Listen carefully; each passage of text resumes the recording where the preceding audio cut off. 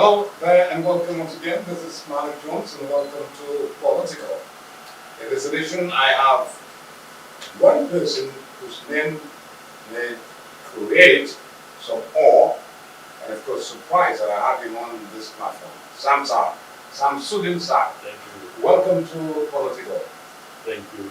We're not going to mince words, we're not going to waste time, we're going straight to coalition 2016. It came about at a time when there was feeling that President Jammeh must go. What are your memories of that coalition? Yeah, accordingly, I think there were, thank you very much for having me today. But I think the creation of that coalition was generated by certain factors that must be looked into before we go into how it evolved. In that, I think it had to do a lot with the Samsudeen incident, after which there was a general call by the opposition to boycott the elections. And if I could call right, I was at the UN, but it was Mama Kande who came and broke that agreement, and everybody was saying Jammeh supported him to build his party, which we later found out not to be true. But then, after a while, realizing that if they don't do anything, the other parties, Mama Kande would go with Jammeh, and most likely he was going to win. The Halifa Sallah, I understand, brought these all teams together with an agenda that was sold to the Gambian people, very impressive, but not very realistic as well. Because knowing how coalitions are formed in politics, and the ultimate result is always never according to what is projected. And that is why, in fact, I believe that after Halifa Sallah came up with the idea, he should have been entrusted with the leadership to make it, because he knew what he was thinking, and he was going to, I'm sure, implement it according to the way he had planned it. But then it was corrupted when they came together and did not look for the best candidate, but for the candidate that they believe is going to suit the belief of the opposition party, which was the UDP. I don't want to be specific. Hold on there. Yes. Halifa could never have led the coalition. Why not? The UDP would have said no, because the UDP thought at the moment that it was the biggest party, and no matter what, I mean, it wouldn't have succumbed to any other party taking the leadership. Would you agree to that? Yes, I know, I do. But you see, this is not an initiative from UDP.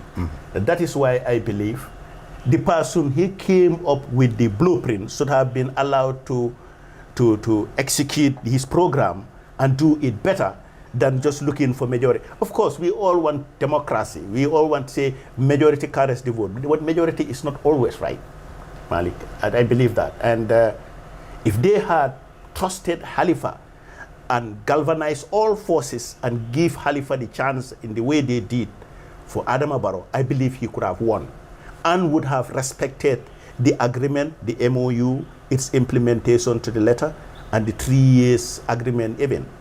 And transition the government, take the Gambia to the next level of the democracy we were yearning for, or they were yearning for. But so to cut a long story short, I think the failure, it was a good intent, but they say man proposes, God disposes.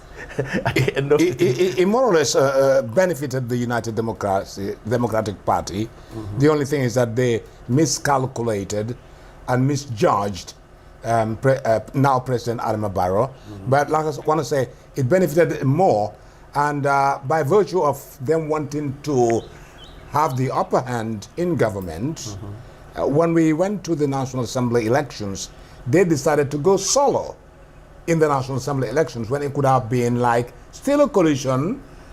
UDP filled in your candidates where you think you're best known for, or where you have a strong footing, and let's say support PDOIS where you can also think that they can do better, and that kind of comradeship that fostered in the coalition for the presidential, right? But it didn't go that way.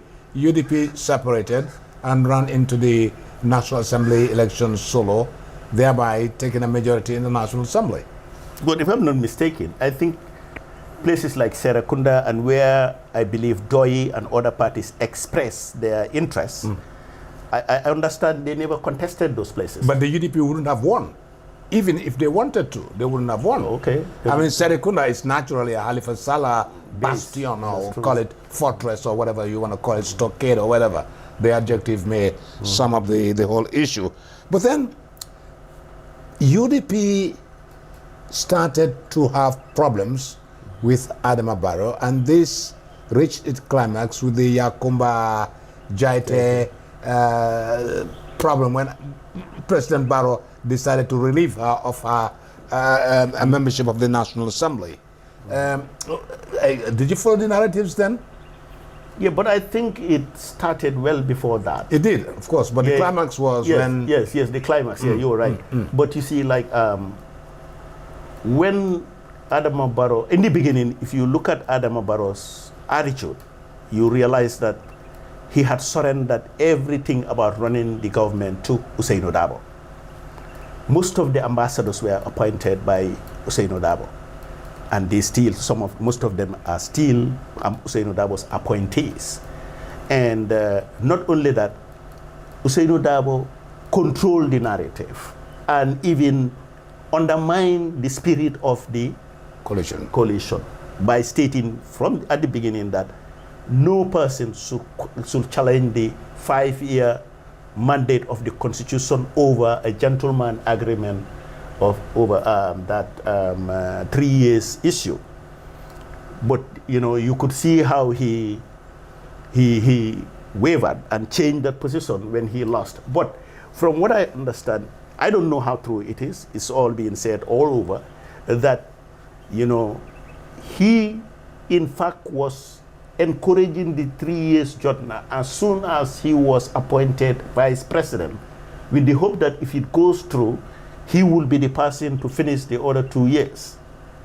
That's a speculation, too many speculations. I've not heard it from him or anybody, but it's politics.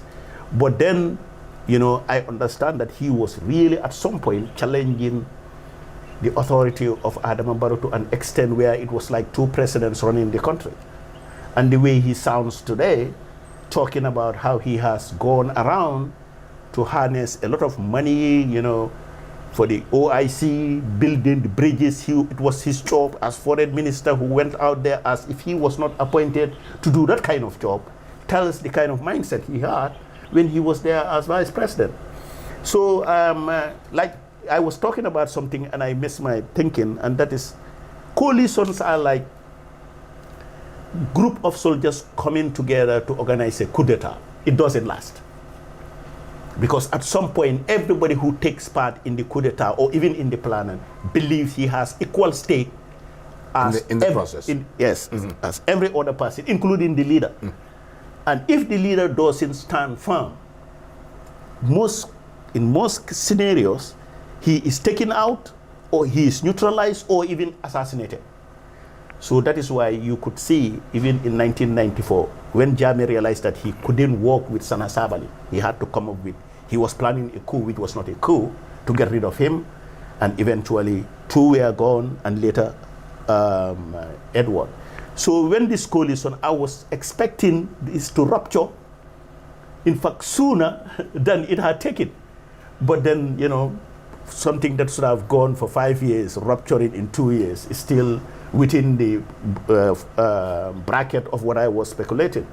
But I believe, the coalition eventually failed, and because Barrow, it came to a matter of survival. He needed to get rid of Darboe and everybody behind him and consolidate his own force, using also all the mechanism and apparatus available to him. And that's what he did. And now he's gone to another level where to go for a second term he sees the need, which is probably part of the topic. We will come to that. Yes. We will come to that. I just want us to do this chronologically. Yes. Barrow had the fans club, which I'm sure the UDP saw as a threat to them, and thinking so, they, like everybody else who was smart enough, would see the fans club as the nucleus of a political party in the making. Yeah, or the awakening team. Absolutely, absolutely, I agree with you wholeheartedly. That was the So when the Yakuma Jati stuff came, which was later on, there was some gymnastics that the UDP hierarchy played, and that was first the constitution, Yes. which they kind of amended on the age limit, Yes. which paved the way for the lady, the vice president at the time, I said, Tambajang, Yeah. Tambajang to be booted out, OJ Jallo, and the other minister, Demba Ali Jao. They were all taken out. These were all machinations, misinformation fed to President Adama Barrow by the very UDP elements. Okay, but then the Yakuma Jaite is where the actual straw that actually brought things down between Barrow and Dabo. And Dabo thought that Barrow wanted to hijack the UDP from him, and then consequently there was this breakaway between the two of them, with Barrow giving Dabo the marching orders. Yes, because at that point, definitely, Barrow had seen that his survival was under threat, and he had to take that drastic move in order to make everybody who thought he was too naive or too undereducated or too incompetent, because that's the impression everybody had about him at that time. He would say, my team, he's my political father, all that. So they thought Barrow would never wake up from that slumber and say, look, now it's my interest I gotta protect. You know, so I believe when he started giving out marching orders, or, you know, at that time he was ready to move. And what can I say?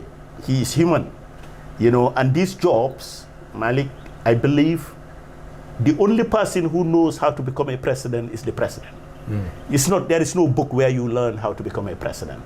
And the moment you take that responsibility, give it some time, and you will adjust and learn so fast. Sometimes your development, you know, amazes people. Jammeh, when he was coming, he barely could speak a simple, straightforward English language.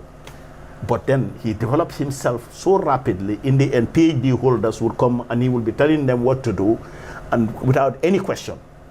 Of course, the interest factor you got to put into place, but you know, he was brilliant in the end, after 5 years. And after 5 years, I expect the same thing from Barrow. Did the birth of the NPP, the National People's Party, show that Barrow really wanted to take control of the situation? Yes. And hopefully go in for another time? I think so. It does. I think so. All right. Now let me turn my attention now. Oh, by the way, before we go back into the politics, you were at the United Nations. Yeah, I was commander. And you just sat down there and somebody wrote to you and said, Sam, you recall. Please. You are recalled right away. And they thought what the Wolof will say, Bokatulo. Bokatulo. And they thought I was going to walk away and go back to New York and continue my lifestyle. Okay. Because I was appointed from there. I say, okay, you want to send me my container and everything, I'm coming home. And the ministry was saying, are you serious? You want to come home? Is it safe? I say, what is unsafe about coming home? I live in the Gambia. What have I done wrong? You know, although I was there trying to defend the indefensible at that time. And it didn't work out. Yeah. But yes, that's what it is, Malik. And yeah, I was recalled. And I came to the ministry and say, what am I going to do? Say, Sam, you know, I remember Joguba is my colleague, brother. Sambi kay mom dama tok kër rek and you forget about it, jarut ku ñu ko topati, just go home. Ma ne ko okay, no dismissal letter, nothing. They just let me go. Take my diplomatic passport and that is it. And I don't forgive them for taking my diplomatic passport and letting Edward Singati go with his diplomatic passport. I don't think that was right, at all. Well, I took my, when they took me out of my position as Deputy Permanent Secretary, I just went to the Foreign Affairs Minister and said, that's my service passport, thank you very much. Have a good time. Yeah, the service passport you can understand, but they are giving the diplomatic passport to everybody. All right, let's move on to somewhere very critical as we speak. The commissions of inquiry. Yes. Beginning with the Janet Commission. Its outcome was just disastrous. Disastrous, right word to use. They sold Jammeh's things at a giveaway price. Yes. And imagine who bought the things. People in the system. That's true. And some we don't even know who did. Some were sold in Senegal, I understand. And so many things went wrong. Unfortunately, I wasn't very much into the Janet Commission, to be honest with you, because I always want to believe that presidents should be filthy rich, to be honest with you. And that is why, I was not very keen about looking at what Jammeh had and what he did not. But I also expected a fair play in trying to account for what he had gotten. But when it was really abused, that's the time I started looking and listening and realized that Batamedo, the Minister of Justice at the time, who was at the helm of things, really screwed up big time. And I believe he just cut and run. Not that he had a job there that was much better than the one he was enjoying in the Gambia. I know international jobs. Minister of Justice in the Gambia, with all the things that go with it, Malik, you will not give it up for any. It's lucrative. Ooh, it is a lucrative piece of job. Super lucrative. You will not give it up for any UN job. I know UN jobs. They are boring, hectic, and very routine. Before you know it, you are brain dead. Because you don't do much other than just doing the same thing people have been doing for the past 70 years since it was established. So so he cut and run. Yes, the Janet Commission, like I said, so many things went wrong. And I think a commission of inquiry needs to be established later when Barrow to look into what happened. The activities of the all the commissions. Let me take you to the most controversial of them all, the TRC. Yes. Headed by somebody, or no, not headed by somebody, but the lead counsel, who today is a presidential aspirant. Yeah. What does that tell you? That he is not an honest person. He lied on the oath by telling Adama Barrow that he was apolitical, that he had no political affiliation and was not interested in politics, because in the TRRC Act, I think it's chapters 13 or so, one of the conditions is that the person in the TRRC shouldn't have any political affiliation or ambition at all. Rightly said. Yes. So why didn't he tell the people that he was a supporter of the UDP and was sponsoring them until the day, up to the day he was launching his party to declare that to the world? He's not very bright as well, because he should have hidden that and not let the world know about that, because that caught him on his tracks, that he was a crook and he cheated the government, and he should be investigated, because that's unlawful. And not only that, you also see Alhaji Sedi Barrow. They say another law, another rule in the TRRC Act says no criminals. Alhaji Sedi Barrow was locked up in America for crimes he committed against the Gambia. How can you bring that guy as lead investigator to investigate the country that he was out to bring down by force of arms, and his colleagues were killed? How impartial can that be? Can that person be? So, at first I thought, I never knew who Esa was.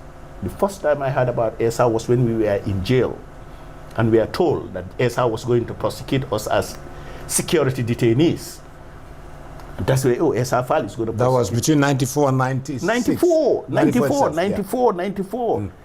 Few months after, because he was like this with Edward Singate and Sabali. He wanted to join the army and was offered the position of a lieutenant. He wanted a captain's position. So, and, it didn't work. Jammeh helped him, went out, did some, excuse me, law, writing of I don't know what in Indonesia or Malaysia, and came back. He built his career on the Jammeh's government, and Jammeh thought he was one of the most loyal. He, used to travel everywhere, talking for Jammeh, about Jammeh, and everything about good about Jammeh. Author of some of the decrees alongside yes, Madam Bensouda. Madam Bensouda, what is his name, Fafambai, all those people. Although Fafambai has been humble since then, and he is, tried to be as. But why I couldn't understand why they brought Fafambai to the TRRC without Ami Bensouda. So all those things, I thought Esa, when I first saw him, Esa Fall, I had even forgotten about that issue at the jail that he was going to. He was very impressive in the beginning. Nobody knew about this guy. He built everything about Esa Fall through the TRRC. He was great until he stood there and said, I want to take Barrow's position, and moving around town like he is a small mini Yahya Jammeh trying to come back to power. And he's done wrong things. Like he has incarcerated 2 people for 4 years, Malik, Ismaila Jammeh, and Aliu Jeng. 4 consecutive years. These guys have not been taken to any court of law. The TRRC has no right to incarcerate anybody. And these guys are still locked up, and nobody wants to stop it. So the TRRC is the worst thing. Sorry to cut short there. It doesn't have the power to incarcerate, to send anybody to jail. The commission doesn't have that power. They don't have any power to even take that 50 million from Batambedo and distribute it without the report showing who is a victim and who is not, was also a violation of the TRRC Act. So these are illegal, Malik. If these things are investigated thoroughly, some of them could go to jail. And that is why all this victim center, Hubala, we're going for demonstration, they know. It's all about the money. It's the money. It's all about the money. And until and unless that report comes out, no victim needs reparation. No victim needs reparation, because that report should have identified who is a victim and who is not. So I just don't see the rationale behind Batambedu taking 50 million and giving it to these guys to share it among victims that are yet to be identified. In fact, one of the victims, I understand, returned the money they gave him back because it is like 17,000. And Mbalo Kante has been compensated money because they said I tortured him. That idiot, excuse my language, but which never happened. I should have brought my passport. The day they were captured, I was in France, 7th of November. And the following day, 3rd day, that was the day I went to the TRR, sorry, to the NIA to find him there, and the guy was shot. Had a bullet wound like a ping pong through his hand, it's a long story. We are going to see a different President Adama Barrow. I hope so. If he wins the elections. I hope so, Malik. Decree number 1 is the decree that abrogates the Constitution. That's correct. And makes the AFPRC legitimate. Yes. You remember who wrote that? I understand it was Ami Bensouda. She was. So Ami Bensouda should be brought before the she was, of course. But when Ami Bensouda came to the TRC. Did she come to the TRC? I guess she did. Yes, she did. Oh, okay. Esa Fall, the lead counsel, was not in town. Are you surprised? And why should Esa Fall, lead counsel, not be in town to handle that high profile case from a person who wrote decree number 1? Yeah, that's correct. Which was very, very important. The first decree in Yes. the AFPRC Yes, and the annals of history of the AFPRC. That's correct. And Esafal said he went to Dakar. By Yes. the way, he has a wife in Dakar. I don't know whether you know that. Right, I heard that. I heard that everything about Esafal is in Dhaka. He doesn't have anything in this country. You know, even the house he's living in, from what I understand lately, that it is a rental by the government as TRRC Reed Council. And he's still living there. Who is telling Barrow what to do and what not to do? That guy should have been kicked out of that house if he is enjoying that and running after running against his government. You know, I think that should have been done. But that said, you know, didn't you hear what Sarr said when he was talking about coup d'etat? That was the dumbest statement I have ever heard, that coup d'etats are illegal until they go through, until they succeed. Did you hear that? Oh my God. I must have missed that. Oh, yes. He said they are bad. In fact, he was talking to Fafambai, you know, when he said that coup d'etats are illegal until they succeed. You know, because you see, I am from a military, I went to different military academies in America, in Ghana, in Italy, and in China. There is nowhere where we study coup d'etats because it's considered mutiny. And mutiny is capital offense that deserve capital punishment. That is why in Nigeria, Ghana, and all those places, they didn't go through the whole 9 yards of prosecuting coup suspects.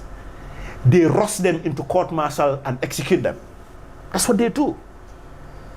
You see, if the coup had, if Dada didn't have a problem in 1994 with the government, General Dada, he was the one who crushed the coup d'etat against Babangida in 1990. And you know, even the guy who conducted the firing squad, General Audu, who executed all the coupists, was here in the Gambia. That whole team was in the Gambia to stop a coup, because after the 2 demonstrations by the army, they were preliminary stuff for coup, and Jawara was sure about it. He wanted to run away in 1992, but they forced him to stay. So he brought the Nigerian. Dada would have stopped the coup d'etat, because it was all over. They knew who were involved. And if Dada hadn't had problem, he would have rounded up everybody. And guess what? He would have recommended their execution.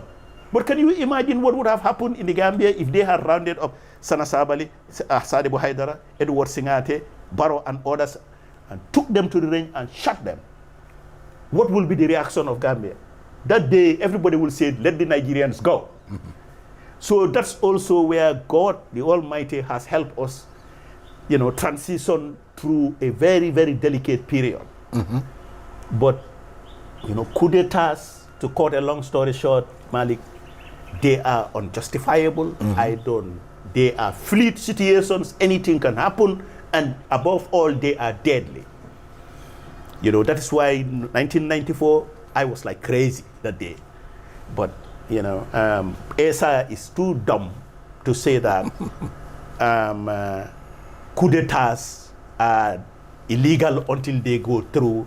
If the Justice Ministry had said no, like they did to Jammeh in 2016, everybody came together, the schools, the colleges, the universities, the justice, everybody said, you are going, you are going. If they had taken that stand in 1994, Malik, the coup would not have succeeded. But everybody rolled over, celebrated it. Oh, Jammeh. Before they know it, you know, it's changed into something else. But this is the situation. Let me now look at the excuse me, political landscape as it is unfolding on a daily basis. I think the IEC cannot even control the situation as it is right now. Scary. Because people are campaigning and it's such a campaign time. Yes. Now I find that really irresponsible by the Independent Electoral Commission. But let them have a field day.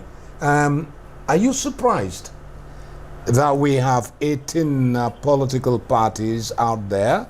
All right, let me minus the APRC because they are now hands and glove with President Barrow NPP. for their survival, of course, and for the survival of Barrow as well. It's a marriage of convenience. That's correct. But then are you surprised that 17 political parties May.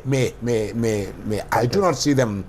I actually do not see 18 ballot boxes in a polling booth. I am not going to see that happen. It is. I'll be really taken aback. I'll be filled. It is possible, you know. I'll be filled with consternation. I went to the IEC the other day. Yes. And that's what they were also expressing, the same thing. Can you imagine 18 ballot boxes? 18 You see, because I was boxes. questioning the idea of this diaspora voting, which is part of the constitutional requirement.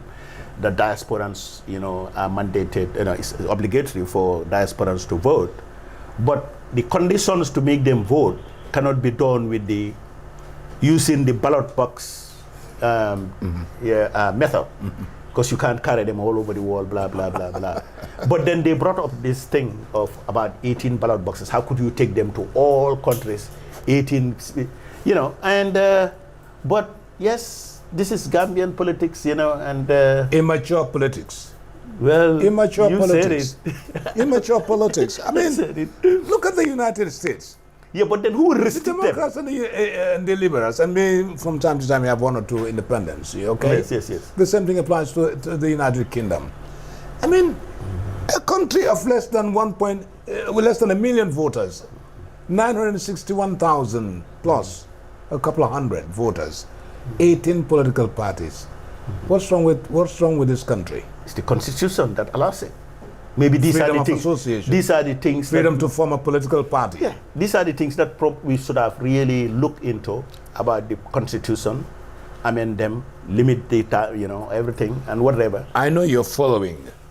Let us look at the 4 main political parties that I believe are in the forefront of the race. The NPP APRC coalition, and it's more than APRC NPP.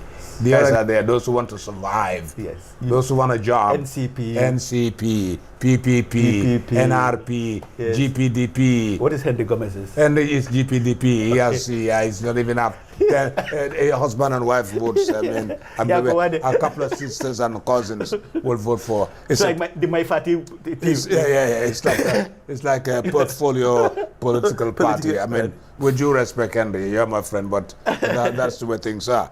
Now, we have GDC, NPP, NPP, and APRC.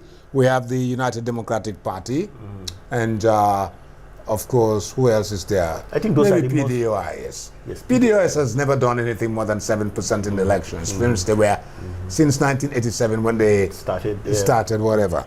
Okay, and now when we try to look at all this, who is threat? Who is what? Who is threat now to Barrow? To Barrow, well, everybody is talking about UDP. UDP is Barrow's greatest threat, and but it's yet to be proven by, you know, the elections. All right, I don't see GDC making any substantial gains. I don't. Likewise, PDOIS. All right, so we're talking about UDP against the incumbents. Yes, it will be like before. And the satellite parties around him. Yeah, it will be like before, like how you used to have APRC, UDP, and then the rest. And then the rest. Yeah, so I see it the same way, you know, and but my instincts, my sixth sense tells me that NPP, APRC, with all those that team, is going to win.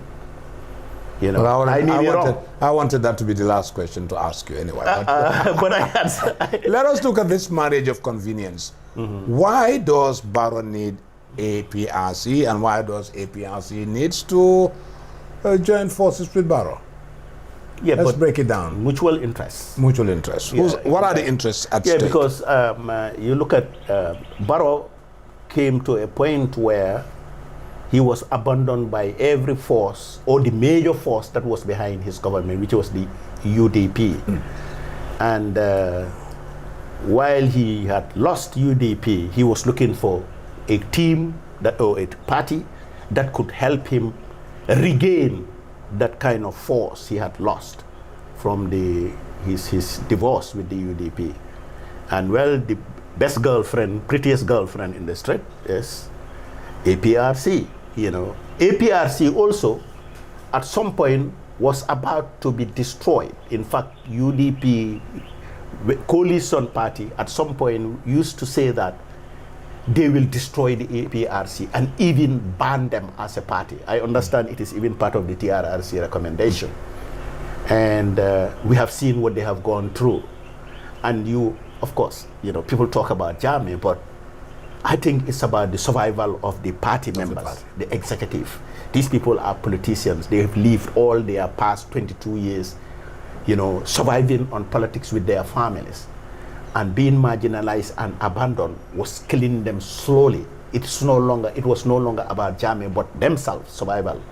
So when the opportunity arose for them to go and see Barrow, in fact, Barrow reached out to them and say, if you want to work with me, I will work with you and help you throw a lifeline on, you know, you are about to drown, but I'll throw you a lifeline and help you revive and come and we work together. Who wouldn't take that, Malik? You know, at the time, you know, when they were almost about to die and you give me a breathing space, I will take it. Not for Jammeh or anybody, it's for their survival. If UDP and NPP or this coalition hadn't broken apart as it did, the APRC would have been dead by now. You know, and of course we all helped to sustain the APRC because I was very instrumental in challenging even the TRRC of all government activities, including the foreign forces in the country. I was always talking about the way Senegal usurped the whole narrative from the coalition, you know, because Senegal also was pursuing their own interests. The foreign troops that I believe were in the country, that to me is an occupation force, is a threat to our national security and our sovereignty. Foreign forces destroyed this nation in 1994 when Jawara thought he could rely on them, and all those things. So I was a fighter in the arena, telling them everything that they, and you know, my guys also take some cue from, and the battle continued until Barrow realized that this is a team that you cannot cross. They are resilient, they are bold. You know, the best I had run away, and he's cornered to be a little timid, and we went in to give him all the courage and the confidence to stand now. And if you listen to Barrow, you know Barrow is different from who he was in 2016, 17. Absolutely. Yeah, thanks to APRC. Now also, you see them all over the country with their greens, talking, very confident. So the mutual interest I just talk about when I started my statement is what I have broken down in this short statement. But I think it's the best thing for both parties. Without APRC, Barrow would have been cornered like a church mouse that has just been invaded by a cat. That's a good word. He has to be good. That's a good word. Now, how is the UDP viewing this wedding? Oh, they hate it. They hate it because you know that there is a negligible group in the APRC, you know, fighting to sabotage the whole marriage. They're saying Jammeh doesn't want APRC NPP. Some are saying they would rather go with GDC. Others are saying with UDP. Today, as we speak, I think that they call them No Alliance Movement. Yes. A meeting in Canning Light today to finally hear from Jammeh, who for many, many times had promised them to meet and he will talk to them and he will not. Today is the final day that they said he's going to talk to them through a mega speaker and everybody to hear that he is against the APRC NPP alliance. And guess what? UDP, I understand, has been giving these guys vehicles. to go take their passengers to Kanilai. So, oh my God. It's very interesting. So just to answer that question about what do you think UDP thinks about this, they know that this is the killer blow for them. APRC NPP coalition is the final straw, buddy. I think it's going to make Barrow win. You know what will happen after that is a story for another day. Let's bring Jammeh into the equation. Jammeh should be thankful. Very much. And should give blessing to this marriage between APRC That's correct. and, of course, the NPP. That's correct. And he loves it. He has to. Yes. He has no choice. He loves it. It's only those who don't know what is happening and trying to create something different from what the APRC is, who are going around telling the world a different story. But Jammeh knows that his salvation and survival depends on this, because otherwise he has no way of coming back to the Gambia. You know, and I even understand Macky Sall, of all people, is very excited about it, because it has, you know, he has seen how the toppling of Jammeh has also ruptured his political popularity a lot in Senegal, and, you know, empowered the Sonkos, who saw it as somebody who was fighting their tribe, you know, all that, you know, and I understand, in fact, that he is very excited and would be very happy to be part of the day in February 18, 2022 election, Independence Celebration Day. He might be invited, Jammeh there, Macky Sall there, and Barrow. Wouldn't that be beautiful? That would have been just great to see. Hey, by the way, you were talking about Jammeh talking to the people in Kanilai Friday. We're broadcasting this on Sunday, by the way. So this is, yes. We record on Fridays and broadcast on Sundays. Oh, so you guys are there? Yes. No, I mean this platform we're now on. Okay. In-depth media. Yeah, okay. Of course. Your friend, Captain Ibu Jallo, has always promised and swear vehemently that Jammeh is going to talk. I once heard his audio, and he said that Jammeh is going to talk very shortly. And he gave a time frame, and it elapsed without anybody. How serious is your friend? I know he has his own platform, and he comes sometimes. Sunu Helat. Yeah, he invites me to comment. Yes, he also, you know, Jammeh, I don't know, but, you know, people come with their own speculation of what Jammeh does, what Jammeh will do, and so many people have said the same thing. Not only Ibu Jallo, but I have also seen so many people, and in fact Pamudumbo and Bo and Baitulai and all those people are always telling people that Jammeh is coming to talk. As a matter of fact, first Monday of October, which was about last week or so, was the day he was supposed to come and contest the election. There is another team that has been marketing this foolishness all over. And when he didn't come on Monday, they say Friday. Now, some of those guys have given up on Jammeh coming and contesting. Now they have moved to GDC. Okay.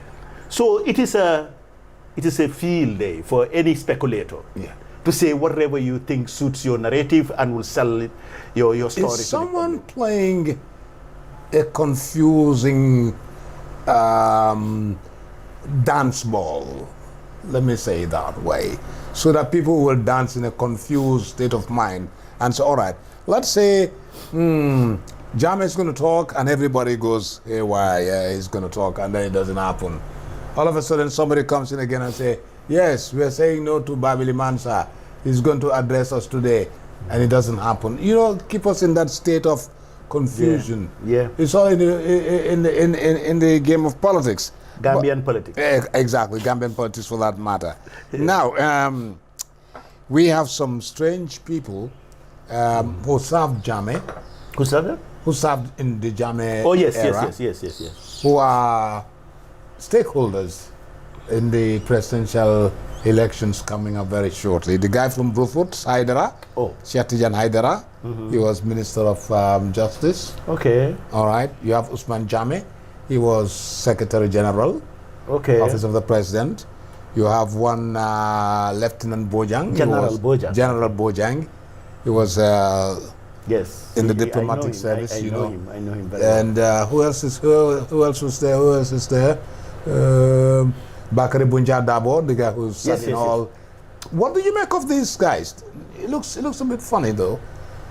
Yeah, what are they trying to prove? Well, I don't think they are trying to prove anything, but trying to just navigate an uncharted territory to see what their luck will bring them. Because if you, I don't know whether you will agree with me, but politics is good business in this country. You know, politics is business in this country. Government is more of business than work. You know, it's not like the West, where government work is like as trivial as any work you could see. You can shut down the government and the country will work as if government did not even exist. Nobody will feel it. But in Africa, everything revolves around government. Government officials are the richest. Government officials build the best houses, they drive the best cars, and they enjoy better luxury for doing nothing than any job you can imagine. So now that's the opponent. That is why you have everybody trying to create your own little pocket of party to at least see if you can merge with a winner to gain something. And this is what is taking this country backwards, Africa in general. So at the end of the day, when they win, they take square pegs and put them in round holes and expect them to be firm there. No, it's not going to work. So I see them just part of these opportunistic people trying to reach out for something they can gain. Bakari Bunja Dabo was PPP right-hand man. 1994, he should have been the last person to accept a job in the government that overthrew Sarr. But he was with Sarr in Dhaka. I remember when they were appointing him Minister of Finance, I was sitting down. And they let him go to the IMF? Yes, and then he also left Sarr Jawara there unceremoniously, telling him that, look, I was not working for you alone, I was working for Gambia. And Gambia has called me, I'm going back. He was not working for Gambia. Just like that. Yeah, he was working for himself. All of them are working for themselves. They do not do anything that will make difference from what their predecessors were doing, Malik. You know, they are not revolutionary in thinking. They are not changing any dynamics. They go the routine, and you are paid, you enjoy. Warsagam lade. Ko la dan ko anyane ndema say. That's the mentality. And those things have to change. These jobs, Malik, to me, they are not worsak, they are responsibilities. Even a minister shouldn't. I see ministers traveling all over the world, collecting per diem on meetings that they could delegate their ambassadors. Ambassadors could do it. Now, in the wake of the COVID, virtual meetings are as perfect as running around the world. Absolutely, absolutely. Yeah. So, what's the point in wasting so much money and resources on per diems, which is in hundreds and millions of dollars, when our streets are like this, where you almost stuck your car, you know? So these are things that I believe governments should change their mindset of what government officials should look like and how they should act and behave. Their salaries, they are beyond what is necessary. Their allowances unacceptable. You know, they give them vehicles and give them fuel coupons that some of them will even sell to pocket the money because they don't need it. And you have to get an inspector general of the government to be policing these things, to stop the wastage, and that's the corruption. Did I answer you? You did. Thank Perfectly you. well. On the 5th of December, we have just come to the end of our discussion, which has been very vibrant. Thank you. I must say you've been one of the best interviewees Thank you. I Thank had you. since 1945. Oh. Malik, I didn't know you were this funny. But one last question before I Okay. take leave of you. Yes. On the 5th of December, the IEC will be announcing the name of a Winner. new president. Yes. Of a president, not a new president, of a president. Yes. What is the name? Adam Barrow. Adam Barrow. We Adam Barrow. COVID is over, I think, for us. Thank you very It's much. been a pleasure to have you, Samsudeen Sarr. Thank you very on much, Politico. Malik. Thank you Yes, so much. great. Thanks a lot. We'll do it again.